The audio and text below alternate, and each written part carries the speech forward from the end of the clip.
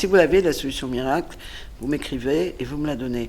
Parce que moi, je ne l'ai pas. Le chien qui a mordu cette personne n'était pas un chien ni de première ni de deuxième catégorie. Donc, ça n'était pas un chien qui devait obligatoirement être tenu en laisse avec une muselière, etc.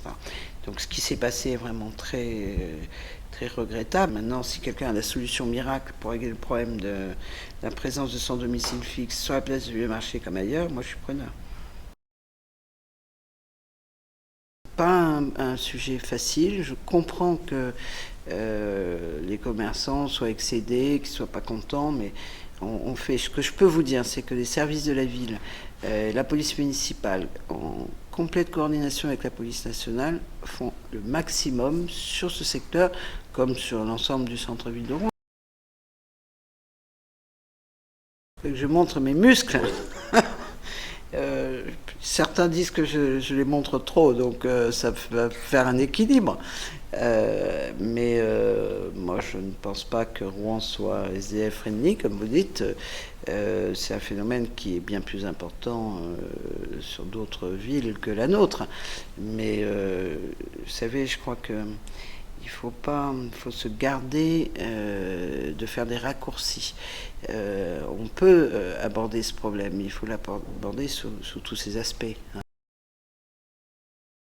C'est un problème social, c'est un problème comportemental, c'est un problème de consommation d'alcool, ça oui, excessive, mais comme on le constate aussi dans les fêtes d'étudiants qui consomment l'alcool de manière excessive depuis quelques années.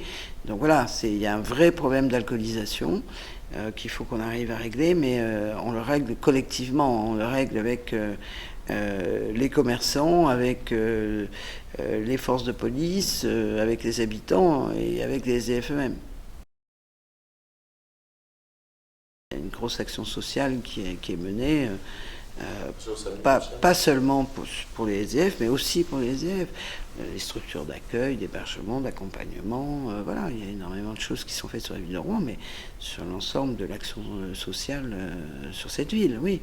Mais voilà, sur la place du Vieux Marché, je pense qu'il ne faut pas tirer de fausses conclusions à partir d'un accident qui peut se dérouler de nombreux cadres, y compris parfois un cadre familial. La loi encadre la mendicité agressive, qui est répréhensible. Donc si mendicité agressive il y a, nos agents interviennent. Et je peux vous dire qu'ils interviennent assez régulièrement. Maintenant, si quelqu'un est assis sur un banc ou si quelqu'un est sur une place, nous sommes dans un état de droit et ça n'est pas un délit. Donc ce qui s'est passé hier avec cette personne qui s'est fait mordre par un chien ne doit pas nous conduire à faire un amalgame et à dire tout et n'importe quoi. Il y a une présence de sans domicile fixe sur la place du Vieux Marché, c'est vrai, c'est une gêne, ils ont des chiens, donc ça peut faire peur, mais je peux vous dire que depuis plusieurs années, et pas simplement en période électorale, nous sommes très présents, et aux côtés des commerçants d'ailleurs, que l'on rencontre régulièrement. Je sais bien que la municipalité précédente, en 2000, avait pris un arrêté, qu'elle a pris une année d'ailleurs, elle n'a pas repris après, parce que c'est complètement inutile. C'est-à-dire que la mendicité agressive est répréhensible. Donc nos agents interviennent très régulièrement là-dessus. Ils n'ont pas besoin d'un arrêté. On a par contre un arrêté municipal qu'on reprend tous les ans, qui interdit la consommation d'alcool sur la voie publique. On n'embarque pas les chiens pour le plaisir de les embarquer. On les embarque s'il y a un désordre dans l'ordre public ou s'il y a un non-respect de la réglementation. Là, en l'occurrence, le chien en question, il n'était pas soumis à une réglementation qui nous aurait amené à l'embarquer. Donc on n'embarque pas des chiens. Non mais le maître, si vous devez embarquer pour le mettre pour une raison X, le chien, vous ne pouvez pas le laisser tout seul, vous êtes obligé de l'embarquer aussi, le chien. On l'embarque, oui. Alors ils appellent la voiture de fourrière pour les chiens, et puis voilà, ça arrive. Une seule voiture fourrière, est-ce que c'est suffisant? Oui, c'est suffisant.